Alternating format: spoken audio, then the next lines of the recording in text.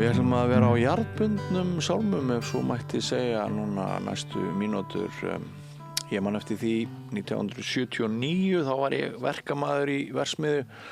Það vantaði hlíf á svona hjól sem snerust og með viftureim. Ég var að vinna einhverja malarvinnslu og einn daginn þá lenti hægri höndin á mér inn í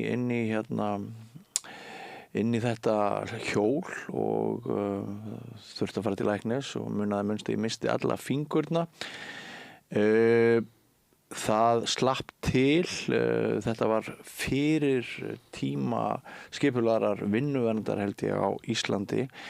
Það kominn maður hér að Rauða borðinu sem að þekkir vinnuverndarmálin held ég betur heldur en flestir aðrir. Hann 82 ára gamall, Steinar Harðarson heitir hann, fyrrum svæðisstjóri vinnueftirlits ríkisins. Vertu velkominn Steinar. Takk. Það ekki fyrir 1980 af því ég var að vitna til atviksinda 79. Það ekki fyrir 80 sem að vinnueftirlit ríkisins stofnað. Já og nei, það Já og nei. voru til önnur lög áður, öryggiseftirlit ríkisins. Já.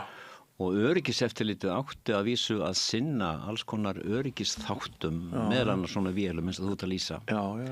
En það var eflaust í mun veikara heldur en þegar að nýju lögin 1980 voru sett. Já. Og þá tók til starfa vinnueftirlit ríkisins á allt öðrum grunni heldur en gömlu öryggiseftirlitið var. Já, við getum sannlega verið sammála það að það heldur betur breyttir tímar nú árið 2026 og ef við förum til dæmis aftur til miðrar síðustu aldarsögurnar sem að pabbi sagði mér af hans aðstæðum og svona við Íslendingar við lögðum líf okkur limi í hættu daglega við vinnu og ef við mistum það, heilsuna eða lífið, þá var ekki einu sinni skrifuð skýrsla. Nei. Það hefur náttúrulega orðið gjörbylting. Já. Og það má kannski segja með áránum eftir að nýju lögin voru sett og sérstaklega eftir að við gerðumst aðilar að EES-samningnum þá höfum við fengið geysilega mikið af tilskipunum Evrópusambandsins sem hafa haft mjög jákvæð áhrif á allt vinnuverndarstarf og vinnuverndarlög. Og ég vil eiginlega fullyrða það að nánast allar framfarir á sviði vinnuverndar eftir að við gengum í EES-samningin hafa komið í gegnum tilskipanir Evrópusambandsins. Það þannig? Já. Þannig að þú upplifir það hefur orðið straumkur 1994? Já, ég upplifði það þannig og það voru svona til dæmis skemmtilegar ef maður kallaði það þannig umræður þegar við settum reglur vinnubarna og unglinga 99. Já. Þá voru mjög margir sem að stigu fram og vitnuðu það að þeir hefðu byrjað að vinna 11 ára gamlir og það hefðu verið þroskandi. Þeir höfðu rómantíska sýn á það. Já, á þetta. Já. En þeir glemdu kannski að geta þess að við getum farið aftur til 60 til 70 þar sem að ég kannski ekki fjöldi en þó nokkuð var að dauðaslysum barna til dæmis við vinnu í landbúnaði. Já, drifskriftin og dráttavélunum og það allt saman. Já, og það var mjög alvarleg slys orðið í fiskvinnslu. Já. Það sem að börn og unglingar hafa mist hendur, handleggi og orðið bara nánast örkumla vegna þess að þau voru að vinnu sem að bara hentar ekki ungu fólki eða börnum. Ég veit. Og reglugerðinu vinnubarna og unglinga, hún hefur bara alveg gjörbreytt ástandinu að því leyti til að sem betur fer slys á börnum og unglingum, allavega alvarleg slys. Já. Þau eru nánast horfin. En þetta flókið vegna þess að í sveitum landsins þá bara þurfti þetta vinnuafl sem börnin voru. Já. Ég sjálfur sveit og ég man eftir þessari menningu að og maður bara stoltur að því sem barna geta lagt fram. Ég man eftir því þegar ég var í sveit að það var ólega gaman að keyra traktor. Já, ætli maður hafi ekki séð 5-6 ára gömul börn keyra dráttarvélar í gamla daga? Já, kannski, já, ég ætla ekki verið 11 ára Okay. en það náttúrulega rétt að benda á það ekki bara sko þessi takmörkun á vinnubarna og úlinga sem hefur kannski breyttist heldur líka tæknilega framfærir. Já. Þegar ég var í sveit þá voru engir veltibúar á traktorum, bara allir opnir og ef þeir ultu eða fóru á hliðina þá var bara voðin vís. Já, ég ók dráttarvél með engu húsi sko. Já, ég man það. Já. Það var enginn að spá í það. Nei. En sko ég held að því að bara svo að það komi fram og ég held að sé allt til að segja það, ég tel að sko það veri mjög rétt að sjá hvað í boði innan Evrópusambandsins og þegar ég lít svona á áhrif tilskipana á vinnumenntastarf þá veit ég að það er sama á við á svo mörgum öðrum sviðum. Það er að segja líka neytendarétti, á umhverfisrétti og mörgum öðrum sviðum og félagslegum sviðum. Þá hafa tilskipanir Evrópusambandsins verið mjög mikil réttarbót bara fyrir almenning. Í sjálfu sér þarf það ekki að koma á óvart. Við vorum náttúrulega aftarlega á merinni, ég held að mig alveg segja að við höfum verið frumstætt samfélag. Já. Við vorum dugmikil og tápmikil og það var mikil fjör og mikil bjartsýni og við stigum eins og píla náttúrulega eftir stríð. En auðvitað búum við ekki að þeirri löngu sögu sem lönd á meginlandi Evrópu hafa. Nei. Þetta er ekki mikið rætt núna í upptakti kosningarinnar á laugardaginn en ég vilja leggja meiri áherslu á þessa félagslegu þætti og þessa félagslegu umbætur sem við höfum fengið í gegnum EES-samningin og sem bara mjög þýðingarmikill þáttur finnst mér í Evrópusamstarfinu. Það er svona þessi sín sem að virðist blasa við að sko þau eru náttúrulega öll flest Evrópuríkin eru bara venjuleg svona eins og séu kapitalísk ríki en þar kapitalismin takmarkaður þar að segja menn verða að virða ákveðnar leikreglur og menn verða bara að þola fullt af alls konar tilskipunum og reglugerðum sem nánast allar eða allflestar fjalla öryggi og aðstæður venjulegs fólks. Já. En ekki kannski réttindi sko stóra fyrirtækja svo framvegis þó að auðvitað sé það með samanber frjálst flæði fjármagns og vinnu og svo framvegis. En þessi stóri og gildi þráður Evrópusambandsins félagslega réttindi, mannréttindi, mannhelgi og þetta samspil opins vinnumarkaðar og öryggis og heilsu almennings. Og hafa þessar evrópsku úrbætur þá hverfst ólíka þætti, snýst þetta forvarnir, rannsókn, slysa, þetta út allt? Já, nema að það hefur orðið dálítið sérkennileg áherslubreyting hjá Vinnueftirliti rannsóknir slysa. Sem að mér finnst gífurlega mikil afturför og mér finnst bara hagsmunagæslu eða almennings- og verkalýðsfélög eða alls ekki átta sig á finnst mér. Það er það að áður fyrr þá rannsökaði Vinnueftirlitið mjög mörg vinnuslys. Fór á vettvang í mjög mörgum slysum. Og þá þurfti að gæta þess að það mátti ekki raskan einu fyrir en eftirlitsmaður kom á staðinn þannig að allar aðstæður veru óbreyttar þannig að hann gæti séð nákvæmlega hvernig ástandið var þegar slys varð og svo framvegis og þetta var oft þýðingamikið fyrir hinar slösuðu að það væri til skýrsla til mynd af því hvernig aðstæður eru þegar slys verður. Og við hjá Vinnueftirlitinu við náttúrulega gerðum bara okkar skýrslu og lýstum aðstæðum og lýstum því til dæmis ef við töldum að atvinnurekandi eða stjórnandi hefði ekki uppfyllt kröfur vinnueftirlitsins sem öryggi til dæmis. Ef var búið að breyta einhverju vél, taka burtu öryggisbúna og svo framvegis. Og þetta gagn hét þetta var svo kvöldu vinnuslýsarannsókn. Og slasaðir gátu fengið þessi skjöl svona sem eiginlega eina gagnið sem þeir höfðu eða voru að leita réttarins vegna skaðabóta. Já. Nú hefur vinnueftirlitið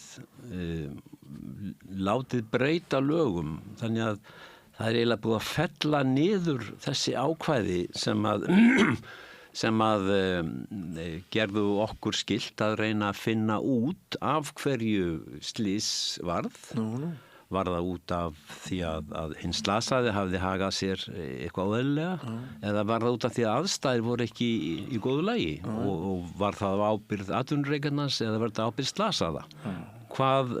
Hver var aðal orsökin? Og þetta atriði er eiginlega farið út úr slysarannsóknum vinnueftirlitsins.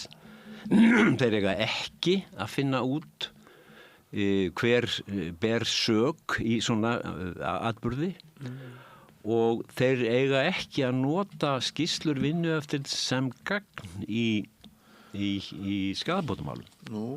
Og þetta er mjög sérkennileg breyting og ég átta mig ekki alveg á því hver hagsmuni er verið að gæta þarna. Er þetta þá dæmi með einhver íslensk sérlög sem trompa Evrópu tilskipanir? Já, þetta er breyting þetta er viðbót við vinnumverndarlögin en það merkilega er sko að skyldan að rannsaka vinnuslys er ennþá til staðar í lögunum. Já. En ég get ekki séð annað en að undanfarin ár þá hafi vinnueftirlitið útvista þessu bara til lögreglu og beðið bara lögreglu að rannsaka vinnuslys. Meðan að ég var þarna starfandi og þetta gamla fyrirkomulag þá var þetta nú samstarfsverkefni oft vinnueftirlitsins og lögreglunar að rannsaka vinnuslys og var bara mjög gott samstarf þar á milli. En ég vil draga mjög í efa að lögreglan, þó ég vilji ekki að neinu leiti varpa neinu rýrð á lögregluna. Ég held bara að lögreglan hafi ekki þá reynslu og þekkingu á vinnuverndarsviði.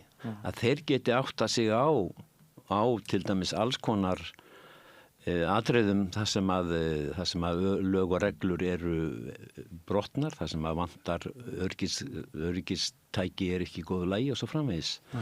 Þannig að það hefur orðið mikil afturför að þessu sviði og hagsmunum slasara er bara fyrir borðborin. Já, það er alveg umulegt. Þú sagði mér hérna í efni sem þú sendið mér áður en við hérna hittumst að það væri þarna málsgrein skýrslum vinnu eftirlitsríkisins rannsókn einstakra vinnuslysa, óhappa og mengunar samanber fyrstu málsgrein skal ekki beitt sem sönnunargögnum í dómsmálum auk þess sem rannsóknstofnunarinnar skal ekki miða því að ákvarða sök eða ábyrgð. Þetta finnst þér mikil afturför? Mjög mikil afturför, algjörlega. Því að það kemur mjög oft í ljós í rannsókn vinnuslysa. Það svona þessi grundvallar atriði. Hefur hinn slasaði hagað sér illa, hefur hann ekki fylgt öryggisreglum, á hann eitthvað þátt í því eða eru aðstæður ekki í lagi. Og mín reynsla er svo að í langflestum tilvikum þá eru það aðstæður sem eru ekki í lagi. Við getum til dæmis tekið algengustu og alvarlegustu slysin í byggingariðnaði, það er yfirleitt fallslys af vinnupöllum. Menn eru svolítið að deyja hreinlega úr þannig slysum. Já.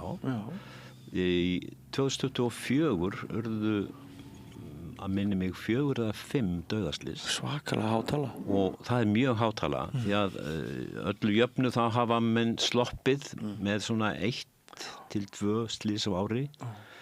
Nokkru sinnum hafa orðið slysalaus ár. Og ég man það svo vel hvað við í vinnueftirlitinu vorum sko glöð í lok árs þegar við höfum uppgötvað það. Það var ekkert dauðaslys í ár. og því að sko ég vil fullera starfsmenn vinnueftirlitsins þegar ég var þarna allavega og þeir sem ég þekkti þetta var mjög brennandi áhugamál að ná árangri í þessari vinnu og þetta er mjög sérkennilegt að breyta þessu á þennan hátt því eins og ég segi það hefur mikla þýðingu ef að það verður slys, alvarlegt slys og maður slasaði þarf að leita réttar síns að öll atvik og aðstæður þegar slysi verður séu upplýst og það sé ekki að breyta vettvangi eins og mann kalla það áður en rannsókn fer fram og það gerist bara ef menn koma á staðinn strax á slys verður og það er ekki búið að breyta neinu. Og langri starfsævi hefur þú rekið þig á það hvernig úrbætur hafa leitt til ábata þú sé það alveg svart og hvít. Já. Það eru svona til nokkur sko mjög skýr dæmi eins og þegar menn fóru að fylgja mjög vel eftir í landbúnaði hlífum yfir drifsköftum. Það var mikil breyting þá. Og eftir að reglugerðir vinnueftirlits og reglugerðir frá Evrópusambandinu urðu stífari öryggisfjarlægðir og að menn gæti ekki komist að hreyfanlegum hlutum með fingurum eða höndum. Það hefur allt breytt mjög miklu og það er svona athyglisvert sko þegar í nýjustu vélatilskipun Evrópusambandsins þá er beinlínis sett fram sú krafa að við hönnun vélar þá gangi menn út frá öryggisþáttunum. Áður fyrr þá hönnuðu menn kannski vél og svo bara fundu þeir út að það var eitthvað að og það var eitthvað hætta og þá bættu menn við einhverjum öryggisbúnaði. Já, notagildið var númer 1 en öryggið vék. Þú ert að segja öryggið sé í efsta sæti. Nú er öryggið í efsta sæti. Það verður að vera alveg í gegnum allt ferlið, allt þróunarferli og hönnunarferli verður mann að hafa öryggismálin í forgangi. Og það náttúrulega setur bara þessa hönnunarvinnu í allt annað ljós. En sko, var það á ábyrgð vinnueftirlitsins að fara borð í skip þegar sjómenn hefðu fallið borð eða dáið í vinnuslysum? Eða var það einhver önnur nefnd? Já, það er sjóslítar nefnd sér það og það er önnur lög sem gilda öryggi borð í skipum. Já, en í þessu samhengi okkar, í þessu samtali þá er verðt að nefna fórnarkostnaðinn hvað hann var rosalegur í sjóslysum Íslendinga ekki alls fyrir löngu. Algjörlega. Og það er sko einstaklega gott dæmi árangur sem næst þegar menn í greininni eru sammála það að taka höndum saman og ná góðum árangri. Og þar hefur Slysavarnaskóli sjómanna náttúrulega orðið algjör bylting eftir að hann tók til starfa þá sko snar fækkaði sjóslysum. Og það er náttúrulega tvennt sem hefur orðið, skip og öryggisbúnaður hafa orðið bara betri og öryggari og svo er þessi þjálfun sjómanna sem fer fram reglubundið og mér finnst eins og það svona andrúmsloft ráði ríkjum í þessari starfsgrein að menn eru bara sammála það, bæði útgerðarmenn og sjómenn að reyna að hafa þessa hluti í eins góðu lagi og mögulegt er. Og þeir hafa náð alveg gífurlega góðum árangri og frá því að sjóslys það voru kannski tugir manna bara á miðri síðustu öld sem fórust á ári hverju og nú eru verða æ fleiri ár þar sem enginn deyr á sjó.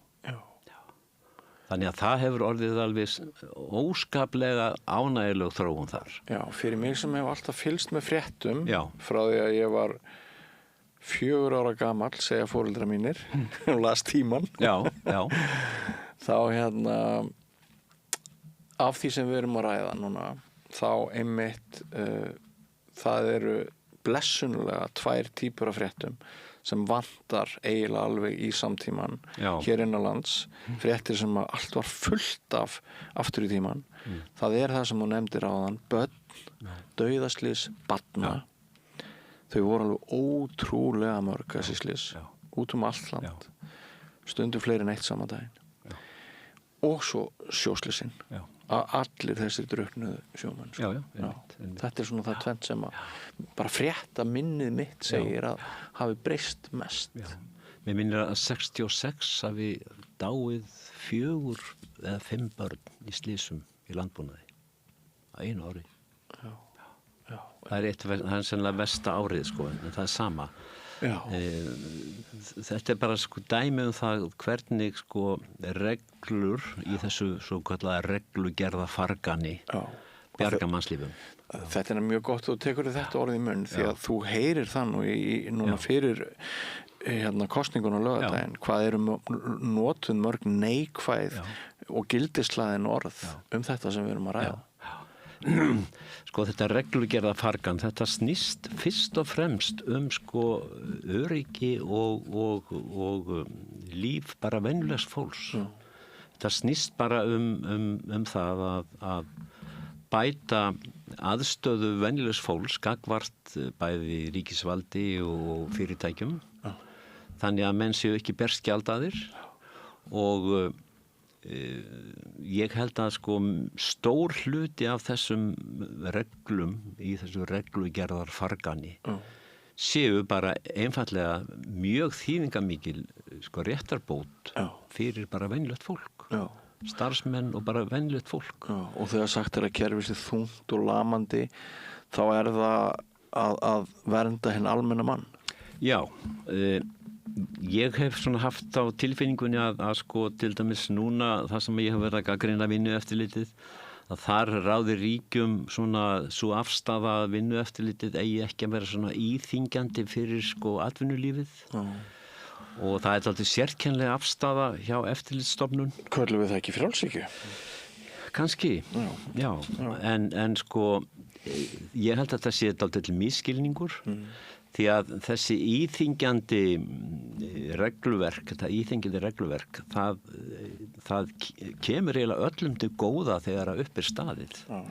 Þó það kosti eitthvað örlítið að uppfylla eitthvað öryggiskröfur, þá bara dregur það úr öðrum kostnaði og það eru til rannsóknir sem ég get nú ekki beint vísað í, það sem að menn hafa beinlínis sýnt fram á sko hvað það er hagfellt fyrir samfélagið að grípa til svona forvarna þó það kosti einhverja peninga sko á pappirunum þá sparast svo margt annað. En þetta sem þú nefnir er alveg dæmigert fyrir samfélag á forsendum atvinnurekanda og forsendum athafna og peningalífsins. Það er náttúrulega, það er varnarbarátta í gangi. Gagnvart réttindum sem höfðu áunnist. Myndirðu ekki líta þannig á? Jú, algjörlega. Og þá getur verið ágætt að vera með hundleiðilegt þungt reglugerðar fargan eins og ESB sem er ekki keyrt fyrir sem keyrir ekki sjálft sig fyrir skammtíma hagnaðarsjónarmiðum einkafyrirtækja. Nei, það er alveg rétt. En það er erfitt að ræða þessi mál, finnst mér núna fyrir þessa kosningu sko. Já. Við heyrum svona alls konar svona frasa sem eiga að svona setja þetta samstarf Evrópuríkja í svona ekki það ljós sem að við viljum sjá. Já, Evrópusambandið er þrátt fyrir allt það apparat sem hefur þó veitt stórskaðlegum korporisma eitt mesta aðhaldið undanfarið. Já. Það er eina sambandið sem hefur til dæmis reynt að koma böndum á þessi alþjóða fyrirtæki sem vilja ráða ríkjum til dæmis á netinu. Já, það er bara þannig. Fullkomlega. Það er bara þannig. Og það er aldrei gaman að svona minna fólk á það að af hverju getur hringt frá Íslandi til Evrópu alveg svo að hringja innanlands. Því að það var bara niðurstaða Evrópusambandsins að þetta væri bara gengi ekki að fyrirtæki væri að rukka stóra fjárhæðir að hringja milli landa. Í neti sem var hvað sem opið allt og tengdist þannig að það kostaði ekkert meira.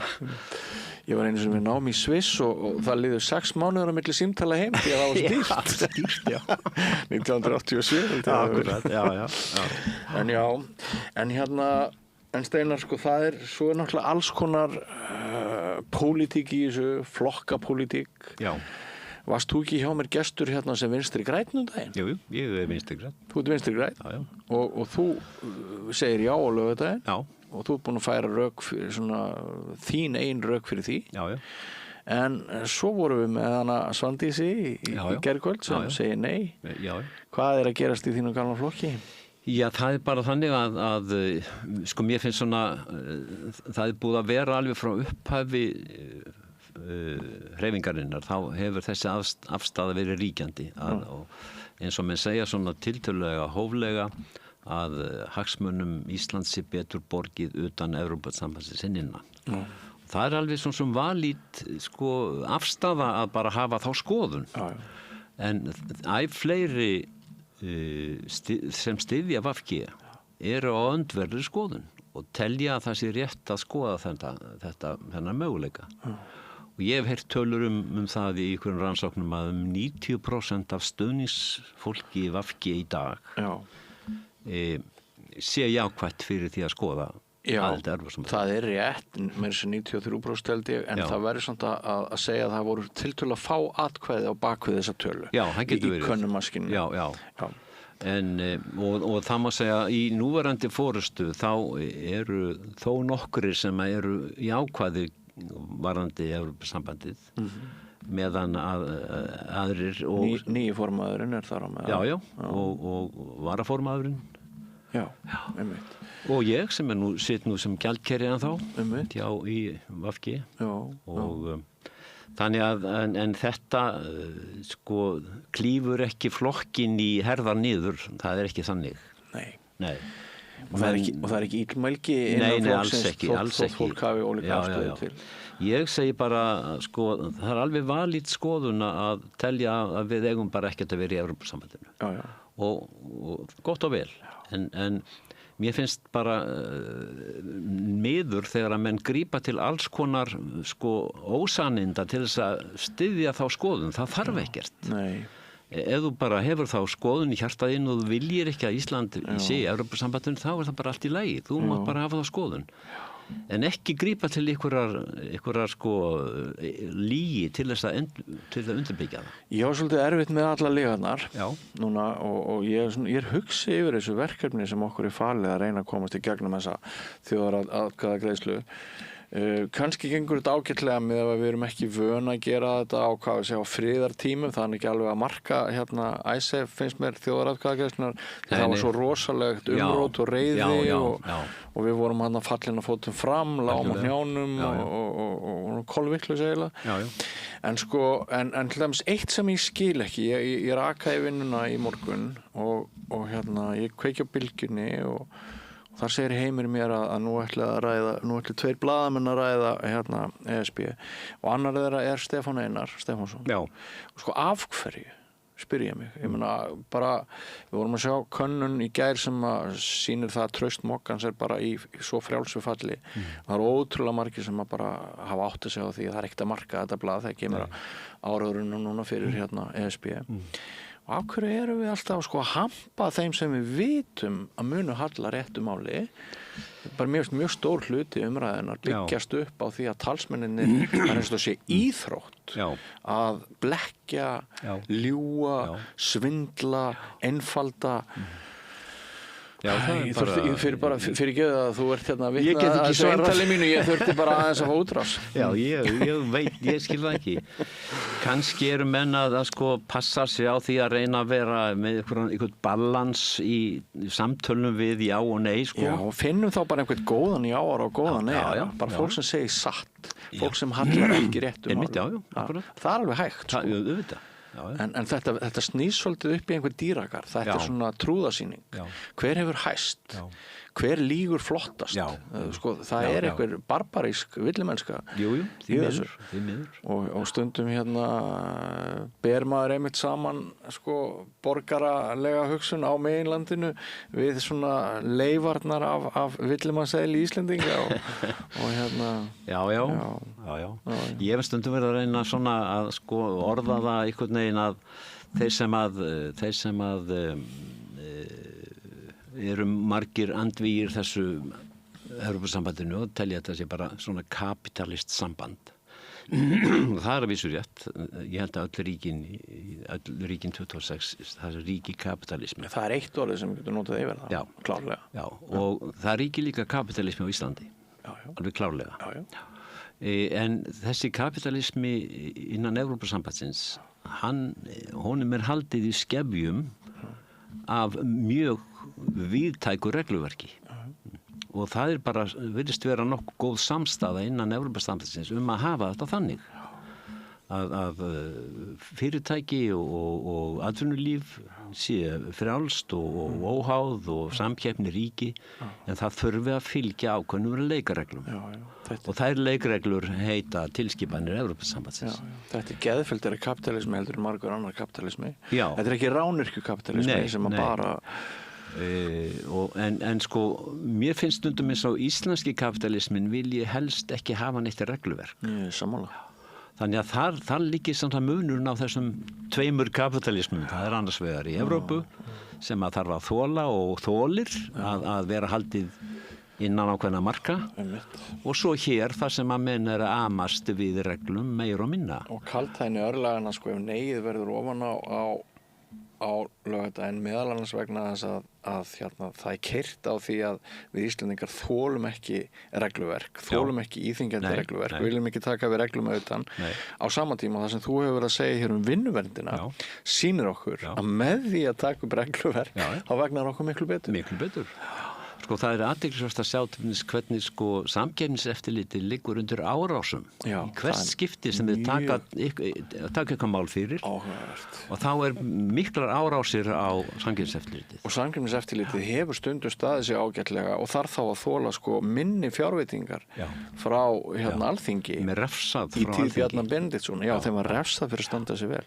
Og þetta þykir bara dálítið flott. Já, ég held að þetta sé bara dæmi það að sko íslenski kapitalismin, hann hefur ekki náð þeim þroska að viðkenna það að þau þurfa að vera reglur og það þarf að gæta hagsmuna fleiri heldur en fyrirtækjana. Hvort sem snýst vinnuvernd eða annað. Já, hvað sem það Þannig að apparat sem ætti í rauninni að vera umbunað af þjóðarsálunni og fjárveitingavaldinu fyrir að standa sig vel, eins og samkeppniseftirlitið með aukinni fjárveitingu. Það þarf að þola það að kannski minnka fjárveitingar til þeirra þegar standa sig vel. Og hvaða skilaboð eru það fyrir allar stofnanir samfélagsins? Það þá ekki mikil hvati fyrir stofnanir samfélagsins til þess að standa í lappirnar, það? Nei.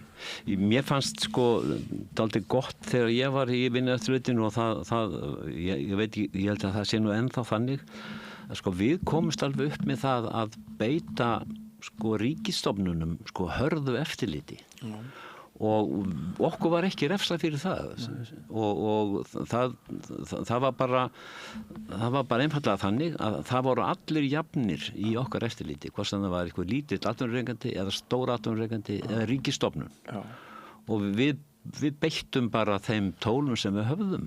Þeir voru raunverulega með vald til þess að vinna ykkar vinnu. Já, við höfum þetta vald í gegnum lögin. Já, bökkuð upp af evrópsku regluverki. Já, algjörlega, já, vissulega. En það var líka mjög þýðingarmikið atriði hjá okkur og ég lagði mikla áherslu á það við mína eftirlitsmenn að það væri ekki til sem hétu mér finnst reglugerðin. Að öll fyrirmæli og allar aðgerður okkar urðuðu að hafa stoð í lögum eða reglum. En stundum hefur manni fundist að eftirlitsstofnanir séu dálítið svona finnst dálítið þetta, mér finnst og svo framvegis.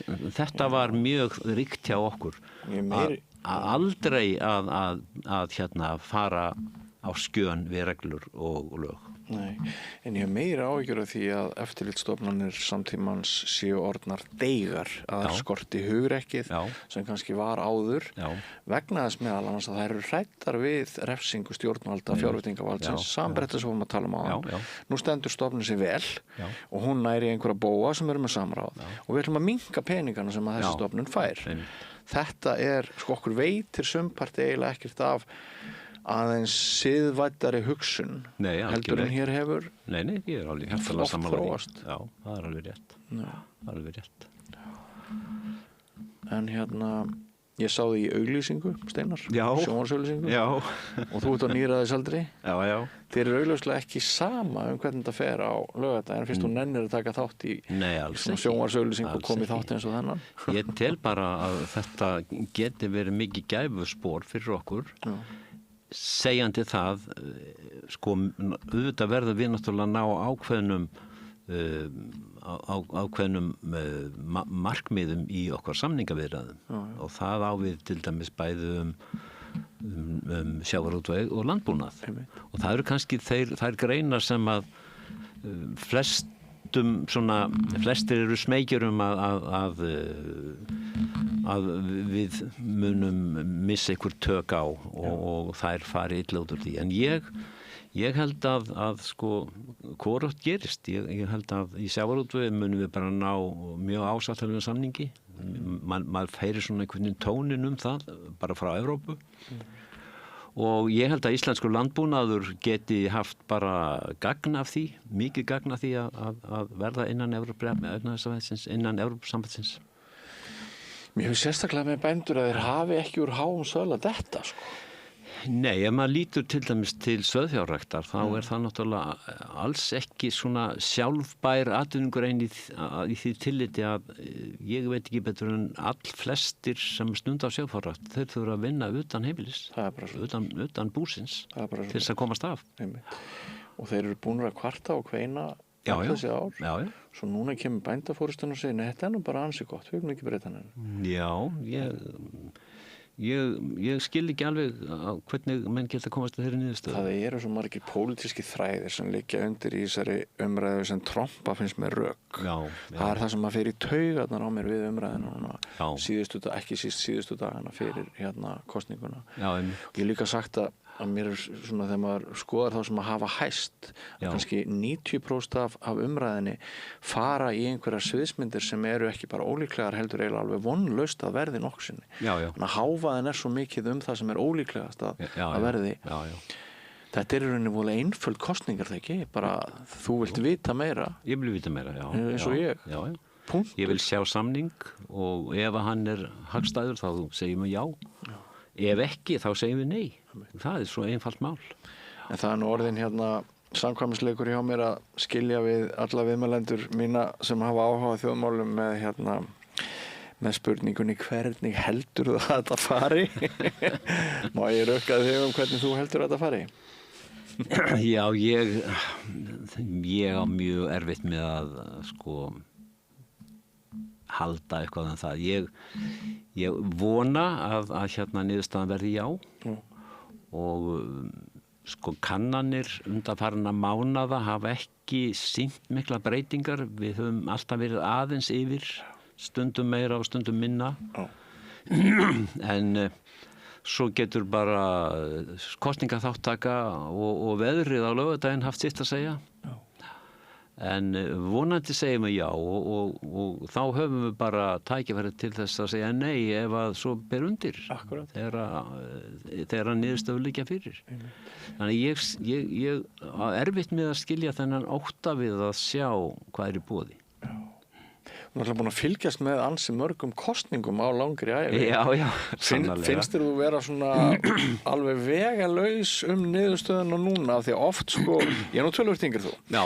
En stundum er ég með mjög sterka tilfinningu fyrir því hvernig einhverja kosningar fara. Já. Og stundum er ég bara nokkuð nálægt því að giska á það í haustnum síðustu daginn undan.